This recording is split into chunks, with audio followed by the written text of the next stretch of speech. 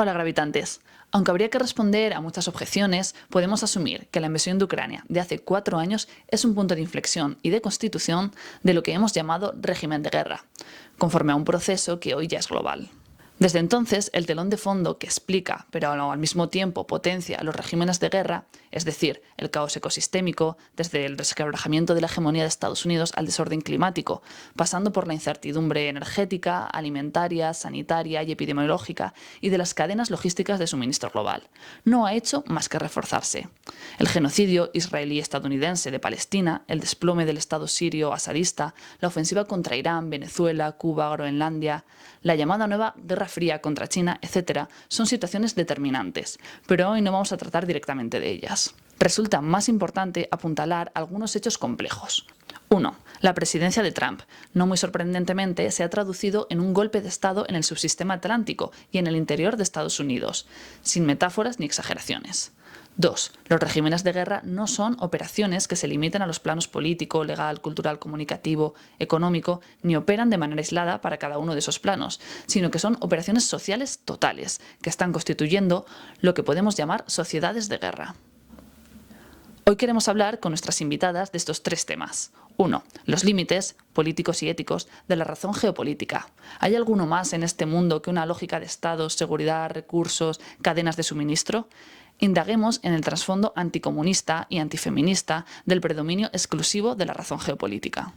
2. ¿Qué ha sido del internacionalismo, del movimiento anarquista, socialista, comunista y no tanto el wilsoniano de los derechos humanos? En tiempos de campismo, caos ecosistémico, final del sistema jurídico, diplomático y militar internacional y régimen de guerra planetario, frente a cuestiones como la interpretación y evaluación binaria y campista de todas las revueltas, por unos y por otros campos, y, por lo tanto, supresión de la revuelta por la guerra de bloques, de Budapest a Teherán, pasando por París y Praga del 68, Roma y Milán del 77, Kiev 2014 o Rojava 2026. Asistimos a la destrucción del concepto socialista y comunista de revolución, popular, contradictoria, necesariamente ambivalente. 3. La importancia del feminismo y el anticolonialismo frente al campismo geopolítico. Cuando, como en el momento actual, el régimen de guerra y seguridad geopolítica se ha impuesto con el dinamismo violento e imprevisible que vemos en la actualidad, caminamos hacia una enorme cárcel geopolítica planetaria, en la que no ya revoluciones o cambios radicales, sino repertorios como las huelgas generales o sectoriales, la ocupación y el bloqueo de calles, tierras e inmuebles o las acciones de interferencia en redes digitales y medios de comunicación se convierten en crímenes de guerra. ¿Cómo pugnamos para abrir espacio y tiempo político y estratégico para la razón política emancipadora, anticapitalista, antipatriarcal, anticolonial, antimilitarista? Hoy hablamos de todo esto con Naya Sanzo, nuestra Montse Galcerán, y también con Sandro Mezzadra. Comenzamos.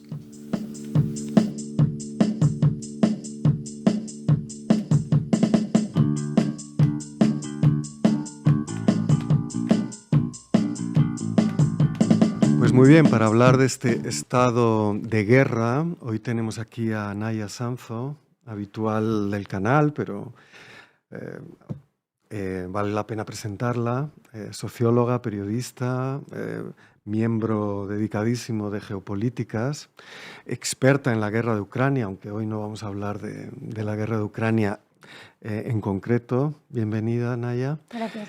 Y nuestra Montse Galcerán, que también va a plantear algunas de las cuestiones que vamos a tratar hoy.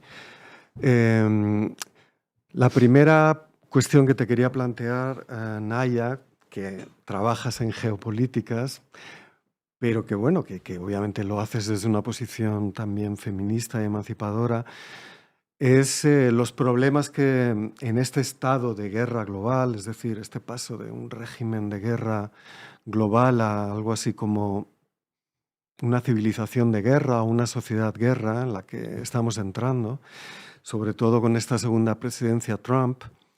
La cuestión es que vemos cómo prepondera en el razonamiento Venezuela, Irán, incluso Groenlandia, ¿no? Donde tenemos una población nativa, tenemos un caso de colonialidad de la que se habla muy poco, ¿no? La colonialidad danesa y la nueva que quiere instaurar Trump. Este predominio de la razón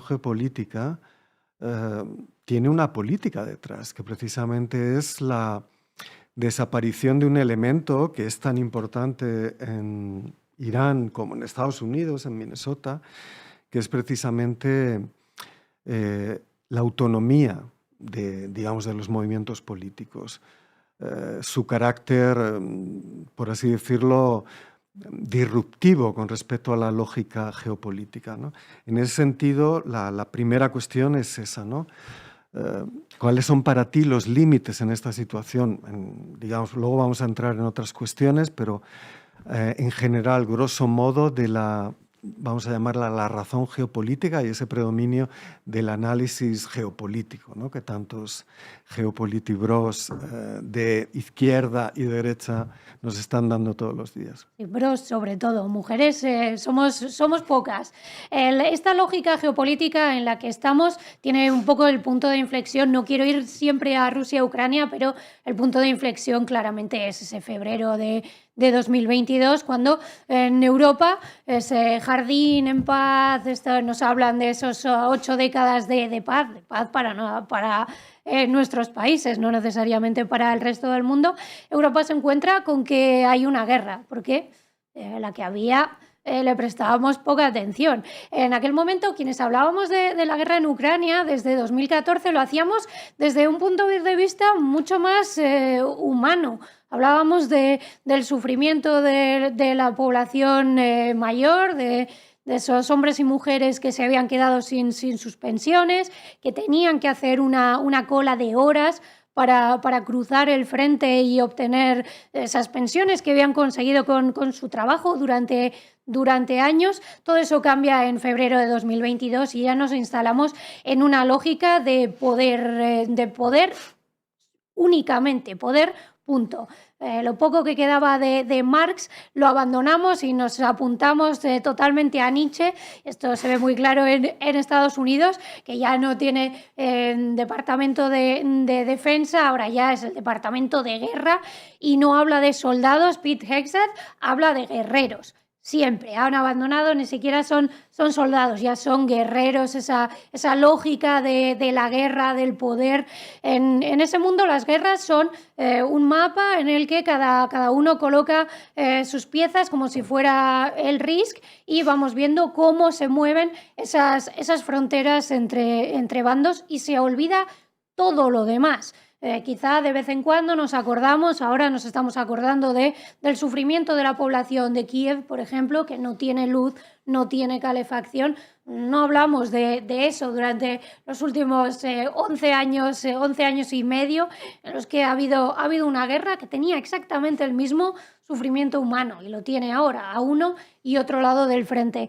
Pero esta lógica geopolítica nos hace ver todo en un juego de suma cero en el que tienen que ganar los míos y todo lo que no sea una victoria es una derrota que tenemos que evitar. ¿Cómo? Obviamente no hablando, no negociando, sino con más guerra, sea esta o sean otras. Esa es un poco la lógica del rearme de Ursula von der Leyen, que se produce en 2025, no se produce en 2022, que es cuando empieza la guerra a gran escala con la invasión rusa. La lógica geopolítica nos habla de poder y su única receta es más guerra, más armas, más rearme y una lógica todavía más centrada en el poder como único aspecto importante. Sí, pero hay también un aspecto, digamos, que es o sea, esa reducción geopolítica digamos, de la destrucción de la democracia en el mundo, el predominio de la guerra, también tiene una versión, a ver, yo no siendo muy diplomático, en el libro sobre Ucrania llamaba estalinismo zombie, que por desgracia me temo que 4 años después está preponderando, porque el estalinismo ya decía desde 1945, con la Unión Soviética, pues que había 2 bloques, ¿no? Recordemos que el maoísmo, y brevemente Bandung decía pues neutralidad, un tercer campo. El maoísmo son 2 imperialismos, la Unión Soviética y Estados Unidos, ¿no? Pero obviamente ahí había un trasfondo, digamos, de valores o de cierta diferencia en los sistemas sociales, ¿no? Ahora lo que vemos es una apología de regímenes que, de socialistas, pues no tienen nada. No estoy hablando de China, porque precisamente el campismo chino es el más débil en este caso. Pero estamos viendo que en el razonamiento también, en términos académicos, por ejemplo, la Monthly Review, una revista de enorme raigambre, está introduciendo esos elementos campistas, ¿no? Que era, si no me equivoco, lo que estabas planteando, es decir, que todo lo que haga mi bando, mi campo, es legítimo porque el corazón de la política es este enfrentamiento geopolítico. Entonces la cuestión es que, ¿qué sucede, ¿no?, con una tradición socialista, comunista, anarquista? Y aquí quiero que digas algo, Monse, aunque Naya es la invitada y tiene que hablar más, que desaparece, ¿no? Recordemos el internacionalismo de los movimientos obreros, el internacionalismo de las huelgas generales, que quedó completamente aniquilado, ¿no?, en 1914, cuando la Segunda Internacional, que se había conjurado contra eso, resulta que se sumó a las uniones patrióticas. El internacionalismo de la Tercera Internacional, ¿no?, o de la Cuarta, etcétera, pero también del movimiento anarquista internacional, haciendo huelgas, boicots. Hemos visto algo de ese internacionalismo, por ejemplo, con Palestina en la huelga italiana, ¿no?, de los portuarios, etcétera. Pero ¿cómo ves tú esto? Porque no es una tradición nueva. Recordemos la enorme dificultad que sigue habiendo para legitimar, en términos de movimiento popular, con todas las contradicciones que queramos, por ejemplo, la revuelta de Budapest del 1956, o incluso la revuelta de Berlín de 1953, Praga, pero ahora cada vez más también en 1968, en París, ¿no?, como algo que eran, pues eso, una especie de espuma, de espuma irrelevante, ¿no?, de decorado, de un trasfondo que eran esos enfrentamientos de bloques, ¿no? Entonces, estamos entrando en una situación o en un periodo en el que cómo podemos practicar el internacionalismo, ¿no? Esa destrucción del concepto socialista y comunista del internacionalismo, por el cual lo principal son las revueltas populares, la verificación material de que hay una revuelta popular por correspondencia, por imágenes, y vemos cómo se siembra la duda sobre cualquier tipo de elemento de ese tipo. Quizá puedes mencionar, porque yo creo que es una discusión interesante, Naya, la propia revuelta de Kiev en 2014, ¿no? Yo recuerdo, y ahí me parece muy interesante, seguramente conoces el concepto de revolución deficiente de Volodymyr Ishchenko, ¿no? Es decir, ahí había de todo, estaba el Pravi Sector y estaba gente, digamos, pues feminista, socialista, etcétera, pero fueron incapaces de construir un poder constituyente y además ganó obviamente la extrema derecha y el viejo nacionalismo galiciano, supremacista y antisemita, que es el que ahora domina la escena política, ¿no? Pero, ¿cómo veis esta cuestión? Empieza tú, Monse, brevemente. Esta cuestión de cómo se ha destruido el concepto de internacionalismo y que bajo la idea de antiimperialismo no hay ese substrato de que los movimientos obreros y populares, por así decirlo, practicaban el internacionalismo, sino que son estados que hacen o deshacen alianzas. Sí, pero bueno, yo matizaría un poco la cosa. No creo que haya desaparecido. O sea, yo creo que en un determinado momento se reformuló en el sentido de los derechos humanos, que un poco lo que tú planteabas antes, ¿no? Hubo un momento en el cual era como el sufrimiento y los derechos de las personas, más allá de cualquier ascripción ideológica o campista. Pero yo creo que actualmente se está reformulando la cosa porque hay determinados movimientos, los movimientos feministas, por ejemplo, practican un internacionalismo en la práctica de todos los diferentes movimientos de mujeres, de diferentes tipos, a veces con corrientes muy diversas, pero en diferentes partes del mundo.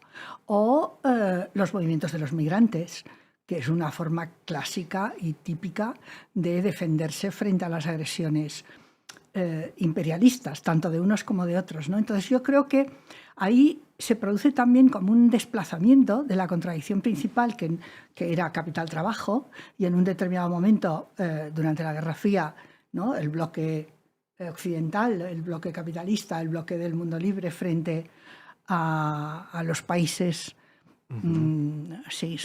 pseudo-socialista, o no sé cómo llamarles, ¿no?, el bloque del este. Socialismo real. Del socialismo real, que se llamaba, que se decía en la época, a una contradicción, en mi opinión, mayor, que es el capital que está aniquilando las capacidades de supervivencia, de sobrevivir de las poblaciones enteras en el mundo.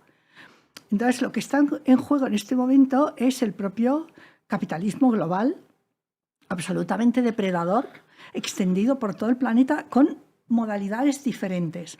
Y eso genera, podríamos decir, un internacionalismo, por llamarlo así, extraño, porque no es internacionalista en el sentido de entre las naciones, sino más allá de las naciones, una especie de solidaridad global de defendámonos como poblaciones que estamos atacadas por un capitalismo global con modulaciones diferentes, pero que está volviendo a un reparto del mundo como el que se produjo en el siglo XIX, ¿no? Entonces yo creo que ahí no tenemos que dejarnos atrapar por el discurso nacionalista. Defendamos nuestro mundo, defendamos el primer mundo frente al tercero, defendamos a Estados Unidos y su política frente a Putin, que es el malo, defendamos a Putin frente a Trump, que es el malo, sino entender que son modulaciones de diferentes modulaciones diferentes de una misma lógica, que es una lógica de un capital imperialista global que nos afecta a todas en todo el planeta de maneras diferentes. Y esa solidaridad, podríamos decir, en la práctica, me parece importantísima a la hora de podernos defender, porque la amenaza es muy fuerte en ese momento, ¿no? Es muy dura, muy brutal. Sí, habría que ver qué papel tiene China en esa configuración. Exactamente, ¿no? Pero Naya, ¿qué piensas? Bueno, yo veo un poco que estamos recogiendo los frutos de estos... ¿cuántos años son de neoliberalismo? ¿Cuántas décadas? Y un poco también del final de la Guerra Fría, que había dos bandos que estaban claros, con algunas fracturas internas en ambos, pero había unas lógicas, al menos teóricas, ideológicas.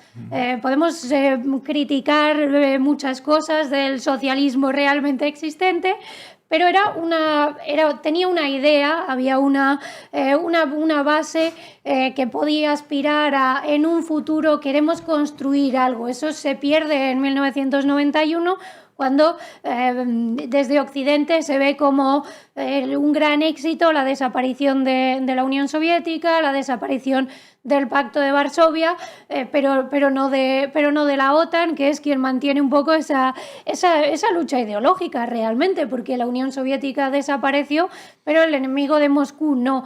Y podemos criticar a quienes defienden a Putin como parte de un bando antiimperialista, que bueno, en todo caso sería antiimperialista accidental por estar en contra de Estados Unidos o por haberlo estado durante estos 4 años casi por necesidad.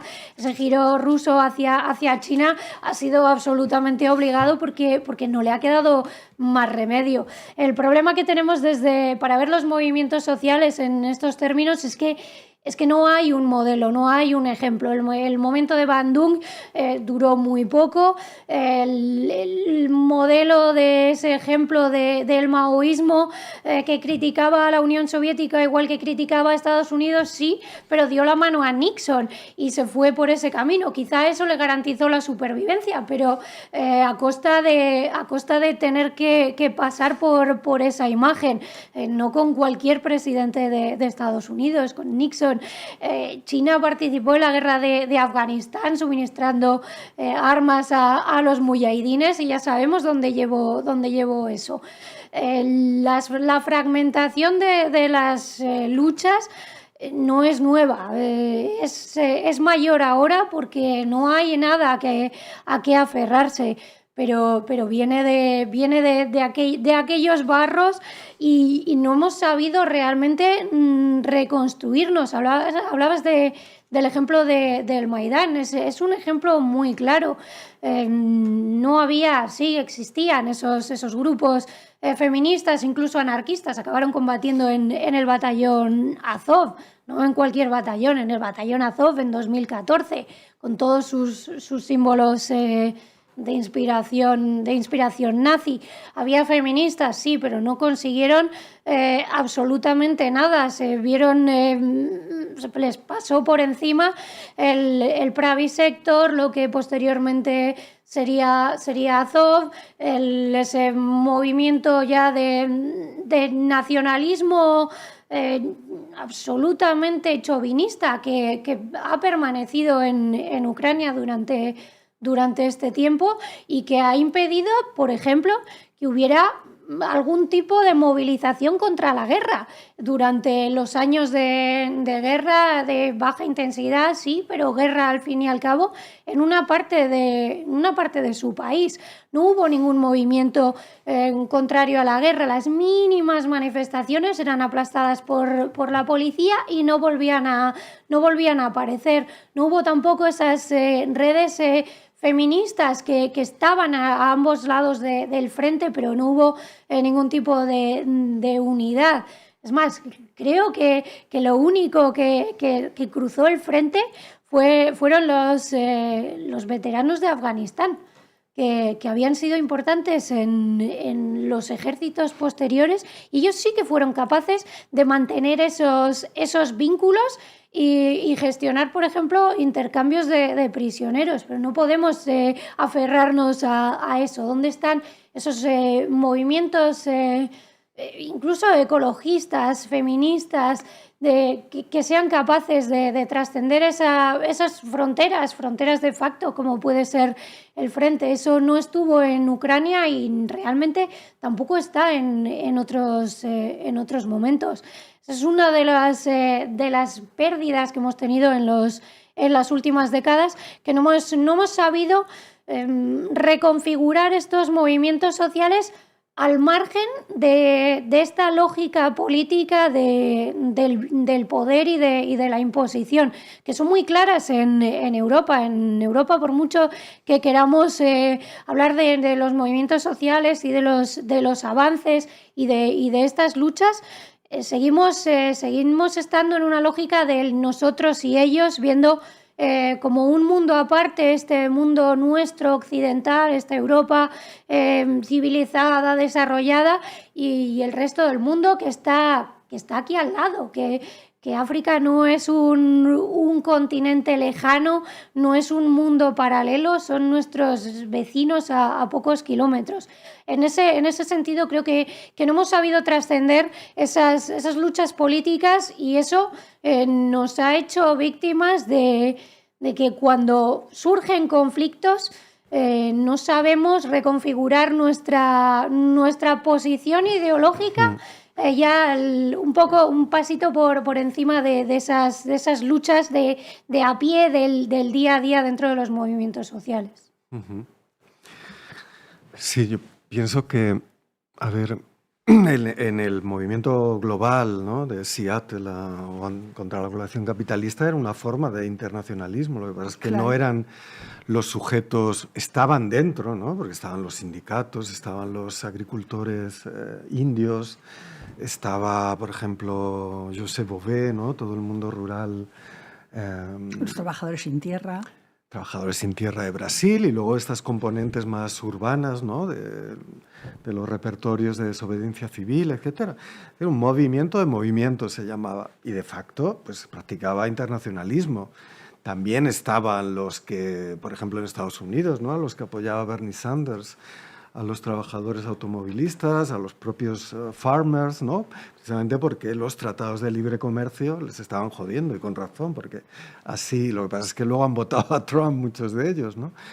Pero eso ya era internacionalismo. Lo que pasa es que hasta Génova, al menos, que es un punto inflexión, porque empiezan a disparar y a matar, empezó en Gotemburgo, y a hacer un estado de excepción y a torturar a la gente en el occidente, ¿no? En fin, de la Europa de Maastricht, de esa civilización que von der Leyen pone como ejemplo, ¿no?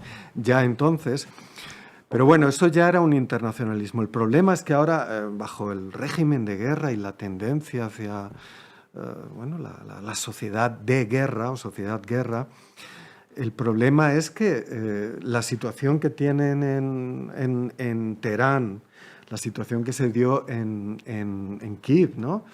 Que cómo se resolvió todo con los disparos, ¿no? Sobre la multitud que no, la investigación de Kapchanovsky demuestra que no fue precisamente el gobierno de Yanukovych, sino que fueron gente, digamos, o de Poroshenko o directamente operaciones para acabar con todo aquello, ¿no? Es decir, lo que vemos es que los espacios, el oxígeno para que una revuelta prospere, incluso como la del 68 o la de Tiananmen, que fue reprimida, pero estuvo ahí, recordemos, un mes entero, había una presión del mundo. Ahora vemos que directamente estás condenado y que sí, ha sido muy importante, por ejemplo, la huelga de los portuarios, toda la protesta contra Gaza, pero se ha traducido en la Junta de Paz, que prosigue el genocidio y las calles ya no están como están. Entonces, es una situación terrible, dramática, puesto que, por un lado, si te revuelves, tu Estado, dentro del régimen de guerra y del par amigo-enemigo, te va a decir que eres una operación títere, ¿no? Al servicio del enemigo, al servicio de Putin. Ya nos lo llevan diciendo, pero materialmente, ¿no? Entonces, la cuestión es que el internacionalismo tiene que plantearse que ya no hay quizás, y esta es la pregunta, Naya, no hay tanta diferencia entre, digamos, la política interna y la externa, sino que en el acto internacionalista tienes que cuestionar a tu propio régimen en un sentido impugnador, en un sentido rupturista, y que quizás el papel de refugiados, inmigrantes aquí, no es ya aquellas personas con las que nos solidarizamos, sino que hay que aliarse en nuestros propios territorios, porque en cierto modo ya somos todos refugiados, ¿no? Y no podemos descartar que de aquí a 5 años nos toque estar protestando por el régimen fascista en España, ¿no?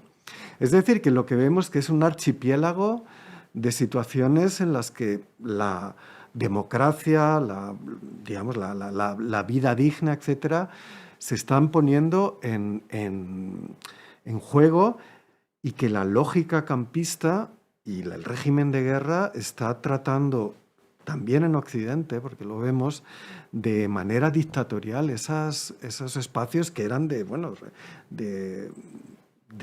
exigencia de respeto de los derechos humanos, etcétera, etcétera.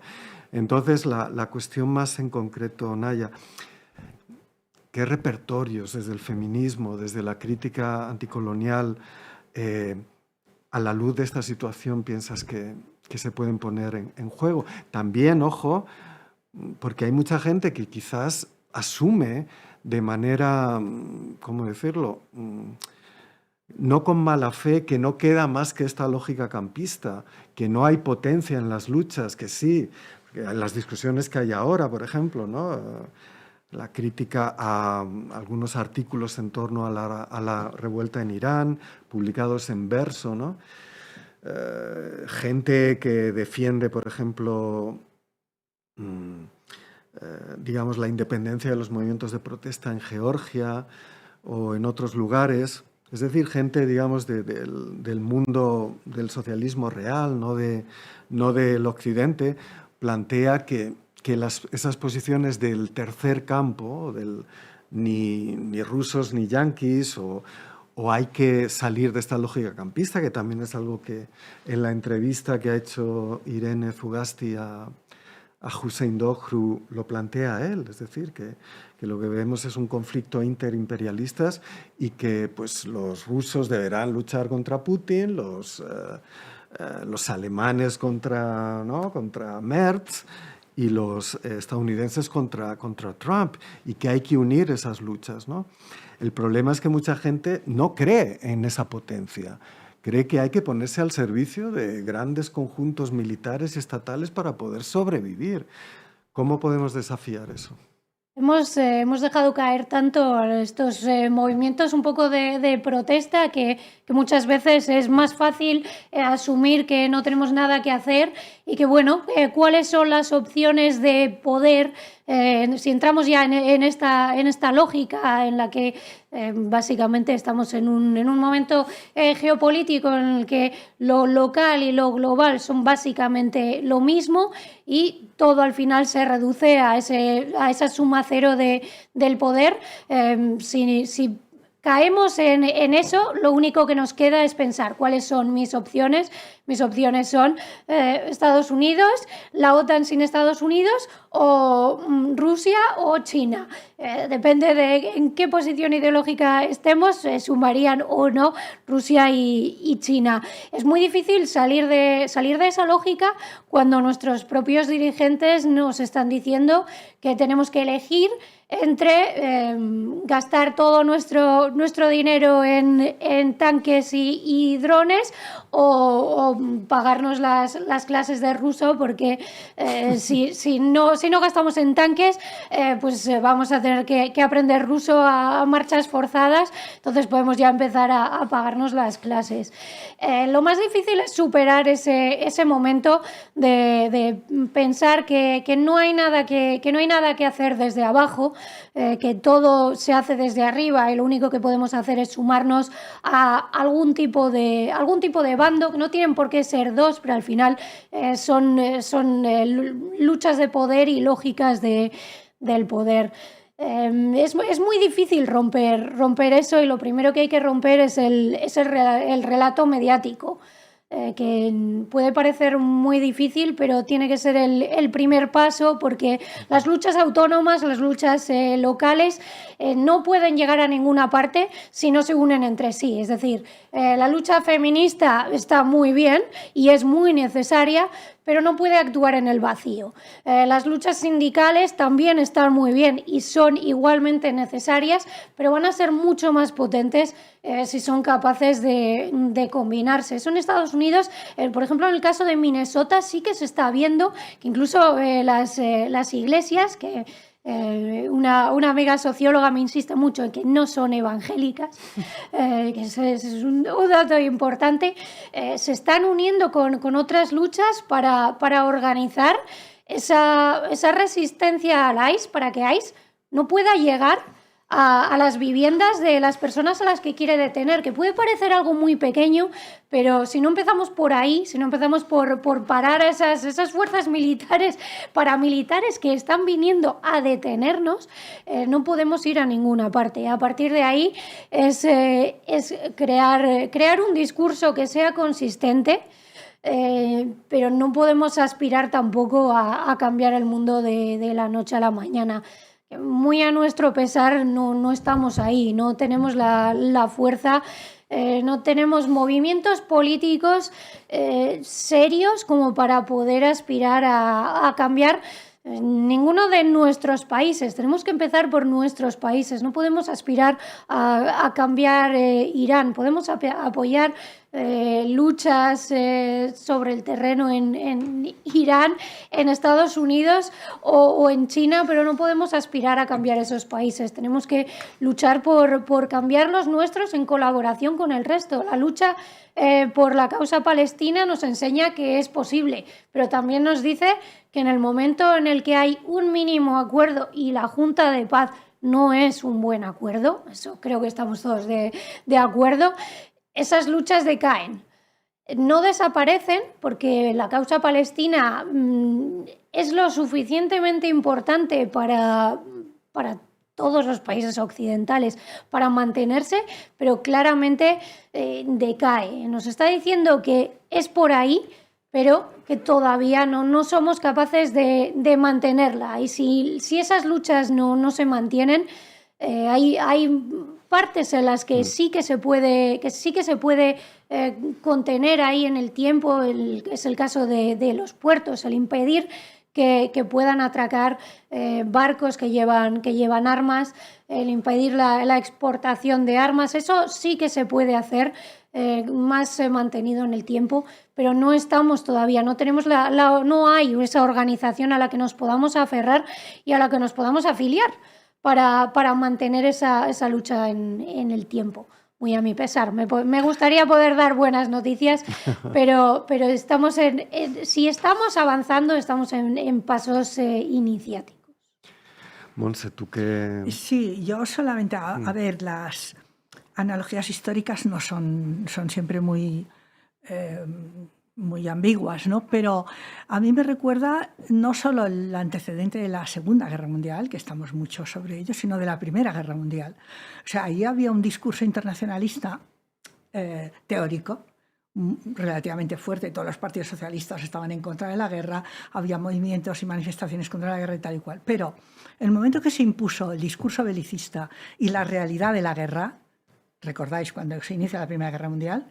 El Partido Socialista Alemán lo primero que hizo fue votar los créditos de guerra para defender su país. Entonces, el francés. Exactamente igual que los franceses, ¿no? Y eso determinó el fin del movimiento socialista internacional en la época de la Segunda Internacional, que ha seguido existiendo, pero muy, muy arrastrándose. Entonces, lo que esos relatos nos muestran es que en el momento que se impone el discurso belicista, o sea, imaginaros que en un hipotético prolongación del tema de Groenlandia, pues no sé, nos cae un dron que bombardea Madrid, por poner una cosa completamente surreal. ¿Qué hará la población madrileña? Evidentemente, defender su país, que eso me parece obvio. El problema que tenemos, yo creo, es que como estamos en los precedentes o en los prolegómenos de una hipotética tercera guerra mundial, si es que la hay, pero están creando las élites globales el clima para que eso pueda ocurrir, si es que en un determinado momento interesa que ocurra. Todo el discurso va en esa línea. ¿Usted qué haría en el caso ese? Y la respuesta yo creo que es evidente. Todo el mundo va a defender su Estado. O sea, todo el mundo va a defender su nación. Entonces, para mí, el discurso actual, podríamos decir que pueda romper esa especie de automatismo nacionalista, tiene que ser, por una parte, un poco ahí discutiría contigo, Naya, tenemos más fuerza de la que parece. Porque esos pequeños movimientos, esas pequeñas movilizaciones que defienden la vida de los migrantes, de los niños, de las mujeres, de los enfermos, a mí me parece que es una cosa muy importante. No nos pueden machacar a todo el mundo. Y el discurso securitario en este momento no es un discurso de seguridad de la población. No sé si recordáis el famoso texto aquel de Foucault de defender a la sociedad. No es un discurso que defienda a la sociedad, es un discurso que va a atacar a la sociedad, a nuestra capacidad de vivir. Nuestra, quiero decir, en términos metafóricos, ¿no? Porque a lo mejor tú o yo o Raúl o quien nos esté escuchando no va a ser la primera víctima, pero podemos ser la segunda o la tercera, porque en el momento que hay una razzia contra los migrantes, si tú sales de tu casa a ayudar a tu vecino, te pueden disparar y te pueden matar, que es lo que está pasando. Por tanto, yo creo que la primera cuestión es, los estados no nos defienden, las élites globales no van a defender a las poblaciones, van a atacar a otros y, si es necesario, a los propios que defiendan a esos otros. Y, por tanto, el discurso nacionalista es un discurso que deberíamos borrarlo de nuestra cabeza, porque no nos van a defender. Nuestra capacidad para crear organismos autónomos de defensa es limitada, obviamente, eso está claro. No estamos en una situación destituyente, eso lo tengo clarísimo. Pero para mí la cosa tiene que pasar por allí y entender que el capital global en este momento no es un capital nacionalista, es un capital imperial global. Y por tanto ataca aquí, allá, acullá, se mueve. Pero ¿cómo? No podemos hablar de un capitalismo americano, porque ¿quiénes son los capitalistas americanos? Si hay intereses de todo tipo. Que es verdad que Trump defiende un orden geopolítico en el cual America First, según dice él, pero ¿qué America First? La suya, la de Apple, la de Microsoft, que son empresas multinacionales, que son empresas que tienen trabajadores en todo el mundo, que son empresas que absorben la riqueza de todo el planeta. O sea, yo creo que hay que salir de ese espejismo de las naciones y entender la situación geopolítica actual, que es muy compleja y por supuesto yo no soy experta en eso y me resulta muy difícil como entender esas lógicas, pero salirnos un poco de ese discurso de los dos imperialismos, etcétera, etcétera. Estamos luchando contra un capitalismo global, depredador y explotador, y somos las víctimas, tanto del primero como del segundo como del tercer mundo. Y la respuesta a eso de qué harías tú si empieza la Tercera Guerra Mundial debería ser ¿qué estás haciendo tú para evitar que lleguemos a ese punto? Exactamente. ¿Qué estás haciendo tú para evitar esa Tercera Guerra Mundial que se cierne cada vez más sobre nuestras cabezas? Exactamente. Sí, pero al mismo tiempo, y ya terminamos, Naya, hay que formular una alternativa porque se trata de imaginar el futuro, un futuro construible fuera de la lógica de la guerra, pero también fuera de un orden de propiedad y de dominio capitalista que es el principal responsable, ¿no? Entonces se trata más bien de... A ver, ¿qué piensas, no? Digamos, de decir qué estás haciendo, pero al mismo tiempo tener en cuenta que lo que están ofreciendo, al menos diría en Occidente, pero también un bloque geopolítico que se promocionan mucho y que probablemente estés de acuerdo, tiene muy poca unidad, que son los BRICS, ¿no? Al fin y al cabo, ¿no? Y que por lo tanto no es ni mucho menos una alternativa, ¿no? Ni una alternativa, no hay más que ver, por ejemplo, India, ¿no? Es decir, como gobierna Modi, que está haciendo una guerra civil interna, ¿no? Entonces la cuestión es también imaginar ese futuro y también recalcar que lo que están ofreciendo es solo supervivencia. Supervivencia, y que cuando dices tú, Montse, que defenderemos el Estado, pero siempre contra el enemigo interno. Claro. Y en Occidente sabemos quién va a ser el enemigo interno, los aquí presentes y más, y luego las personas racializadas o musulmanas, etcétera, etcétera, ¿no? Entonces, en este pasaje yo creo que la cuestión, Naya, es si ves factible, pese a toda la dureza del pasaje que has señalado, esa reconstrucción, ¿no? de la alternativa al margen de esto. Yo creo que primero tenemos que entender que nada es inevitable, que las cosas se pueden cambiar, que la guerra parece que va a venir ya. Y parece que muchas veces que queremos. Yo recuerdo el año pasado cuando los ataques mutuos entre India y Pakistán, toda esta gente que se dedica a la geopolítica ya estaban dando por hecho que esto era una guerra nuclear, que ni lo fue ni iba a serlo. Tenemos que darnos cuenta de que podemos hacer cosas, de que no somos solo sujetos pasivos a la espera de ver en las noticias qué es lo que nos ha pasado, pero también tenemos que entender que las fronteras son unos límites políticos que no deberían separar a las poblaciones. Es decir, el primer paso para que el nacionalismo no sea el elemento central de las luchas políticas nacionales e internacionales es que nos demos cuenta de eso, que la persona que es exactamente igual que tú, pero que está al otro lado de una frontera y que igual tiene un color de piel que es algo diferente, es exactamente igual que tú. Eso sí que es algo que tenemos que hacerlo desde abajo y que si no superamos esa barrera no podemos aspirar a hacer ningún tipo de internacionalismo más que con la gente que es exactamente igual que nosotros en la forma. Es decir, para mí es el primer paso. Si no podemos trascender las fronteras entendidas como una línea que se ha puesto en algún momento sobre el papel en un mapa, no podemos realmente construir una alternativa política e ideológica que empiece a pensar en las personas y en las sociedades como el elemento central. que el elemento central no sea un Estado que nos viene dado desde arriba, sino algo que construyamos entre las personas y para las personas. Estamos cayendo en esa lógica del poder y en esa lógica geopolítica en la que solo importa quién manda en este lugar, y que estamos olvidando el sustituir las Naciones Unidas con todos sus fallos por cosas tipo la Junta de Paz. Hace que nos olvidemos de los derechos de las poblaciones, de las personas, de los grupos humanos, y nos centremos en cosas que le interesan mucho a las élites que luego viajan en las aerolíneas de señores como Epstein, pero que no son lo que nos afectan en el día a día. Es decir, lo primero que tenemos que entender es que si hay un problema de vivienda, nuestro problema no es que haya inmigrantes, sino que hay una especulación.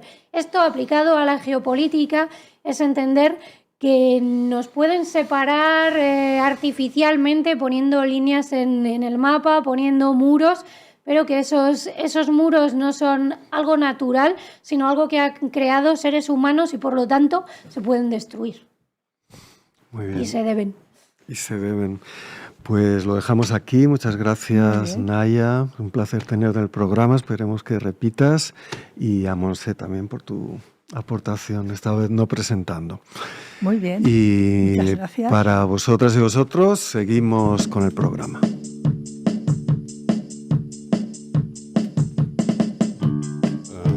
Estoy convencido con otros y otras que la invasión rusa de Ucrania abrió una coyuntura nueva desde el punto de vista de la política internacional. Y esta coyuntura está claramente marcada por una crisis del sistema internacional que tomó forma después de la Segunda Guerra Mundial y luego cambió y se reorganizó después del fin de la Guerra Fría.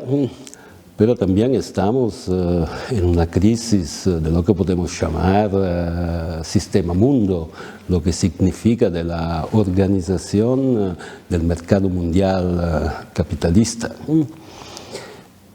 Y hace tiempo yo pienso que detrás de esta coyuntura de crisis haya una otra crisis, la crisis de la hegemonía global de Estados Unidos. La crisis que autores como Giovanni Arrighi diagnosticó ya en los años 90 y que se hizo clara con la crisis financiera del 2007-2008, con las dos guerras post 11 de septiembre en Afganistán, en Irak. Pero al mismo tiempo hay que tomar en cuenta el hecho de que en estos 4 años la situación cambió de manera bastante radical y sobre todo cambió con la elección, la segunda elección de Trump como presidente en Estados Unidos. Trabajando con Brett Nilsson, formulamos la idea de una multipolaridad centrífuga y conflictual como categoría analítica para entender el estado del mundo después de la crisis financiera de 2007-2008. Y nuestra idea era que la guerra en Ucrania habría una coyuntura de guerra a partir justamente de esta condición de multipolarismo centrífugo y conflictual. Biden trató de manejar esta situación de una manera en continuidad con las políticas demócratas desde los años 90. Trump me parece que acepta, toma en cuenta el hecho de que Estados Unidos no pueden ser más una potencia hegemónica a nivel mundial. Así que su política es muy distinta del momento unipolarista de Estados Unidos. Para decirlo rápido, mi impresión es que la política de Trump puede ser interpretada como un intento de convertir los polos del multipolarismo centrífugo y conflictual en bloques en un sentido militar, ante que todo. Y desde este punto de vista, se entiende la operación militar extraordinaria en Caracas, el intento de reestablecer la dominación en el llamado hemisferio occidental. Y esta es la clave para entender la política estadounidense en América Latina. Es una política que no tiene que ver solo con Venezuela, por supuesto. También en la relación con Europa, con la Unión Europea, está muy claro, en particular en estos días alrededor del tema Groenlandia, que la llamada unidad del Occidente está en discusión, lo que significa que está en un proceso de reorganización. Esta lógica de los bloques tiene consecuencias, tiene una dimensión interna que es muy importante analizar junto con la dimensión externa. Para decirlo otra vez rápido, tenemos que mirar en el mismo tiempo a lo que pasó en Caracas el 3 de enero y a lo que pasó en Minneapolis el 7 de enero. La lógica de los bloques, decía, es una lógica militar y es una lógica puramente reaccionaria adentro de los Estados Unidos. Hay un proceso de fascistización muy claro, que es la otra cara del imperialismo que caracteriza las políticas de Trump hoy en día, en particular en América Latina. Para mí, un punto fundamental que hay que subrayar es que en una situación como esta hay un entrelace muy estrecho entre la dimensión interna y la dimensión externa de la política. Lo decía hablando de Trump y de Estados Unidos, pero es algo que tiene que ver también con la política de las luchas y de los movimientos sociales. El campismo puede ser interpretado como una reducción geopolítica del internacionalismo y del antiimperialismo. Y el problema fundamental con el campismo es que cierra los espacios de reflexión, de búsqueda de una nueva política de la liberación. Cierra estos espacios porque no abre preguntas sobre, ¿cómo decirlo?, la calidad de las relaciones sociales en países del sur, del llamado sur global, presentados como fuerzas antiimperialistas simplemente por la contradicción, la tensión con Estados Unidos.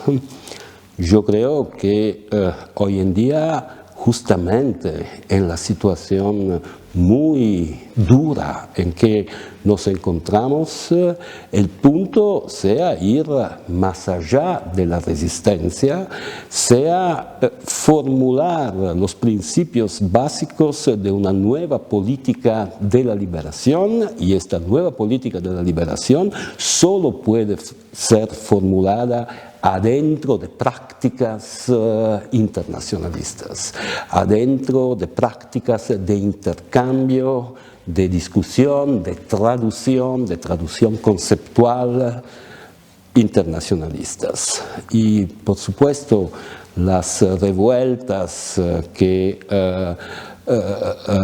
hubo en países como Bangladesh, Nepal, Madagascar, las revueltas de la llamada generación Z son una referencia fundamental desde este punto de vista. La revolta es la condición para consolidar las redes de comunicación internacionalistas y para perseguir dentro de estas redes una nueva política de la liberación. Y el punto no es simplemente contraponer las luchas desde abajo y la política de los estados, de las grandes potencias. Podemos imaginar puntos de convergencia entre los movimientos y ciertos gobiernos. Tenemos que analizar de manera fina la abertura de contradicciones por el ascenso, por ejemplo, del llamado sur global. Pero creo que nuestro punto de vista tiene que ser, las luchas, tiene que ser la prioridad metódica de las luchas para pensar alternativas.